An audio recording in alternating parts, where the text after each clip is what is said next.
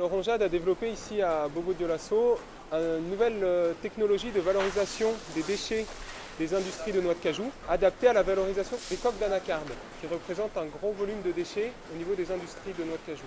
Ce sont des coques qui sont très huileuses, c'est-à-dire qu'elles contiennent du CNSL. C'est une huile acide qui est nocive pour l'environnement, c'est-à-dire qu'il peut s'infiltrer dans les nappes phréatiques, polluer l'eau, polluer la terre. Et c'est des volumes de coques très importantes qui prennent de la place autour des industries. La première idée était de brûler les coques en combustion directe pour les transformer en cendres et en fumée. Ça pose de gros problèmes environnementaux et de santé publique parce que cette huile brûle très mal et produit des fumées âcres et des fumées acides qui sont vraiment gênantes. Ce four peut être fabriqué à 100% dans un atelier, même dans un petit atelier de la ville de Bobo. Le four de pyrolyse demande des étapes très simples pour fonctionner, qui sont réalisées quotidiennement par les ouvriers de l'entreprise. Chaque matin, les chauffagistes déchargent le charbon de la veille. On le met de côté pour l'utiliser plus tard. Ensuite, on va allumer un petit feu dans le bas du four à base de coque pour lancer un peu, chauffer l'ensemble. On va fermer la porte. Donc les coques rentrent par le sas qui est au-dessus du four et tombent dans le four qui est déjà chaud.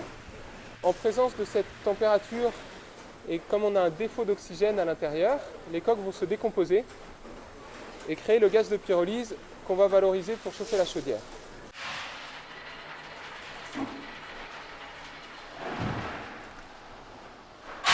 Quand tu charges et que tu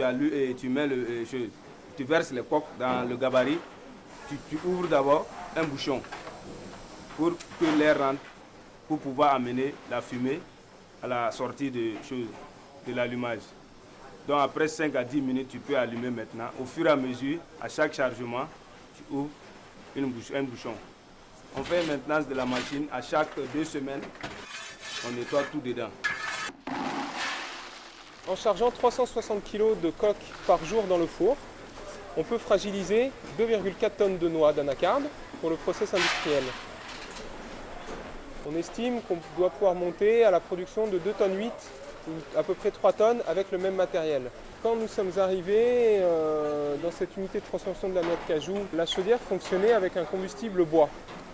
Actuellement et de manière quotidienne, les gaz de pyrolyse permettent d'économiser entre 400 et 450 kg de bois. Après le traitement des coques, on obtient du charbon de coque. Il est valorisable directement dans des foyers de cuisinières. Il a des caractéristiques proches des charbons trouvés dans le commerce. On peut ensuite essayer d'améliorer sa qualité, notamment améliorer sa compacité pour qu'il demande moins de sacs pour le transport par exemple. Cette technologie peut être valorisée par les crédits carbone. Elle peut être utilisée dans le séchage de mangue. Elle peut être utilisée dans les huileries de coton. La principale perspective, c'est avant tout que la pyrolyse devienne une affaire burkinabé et soit appropriée localement.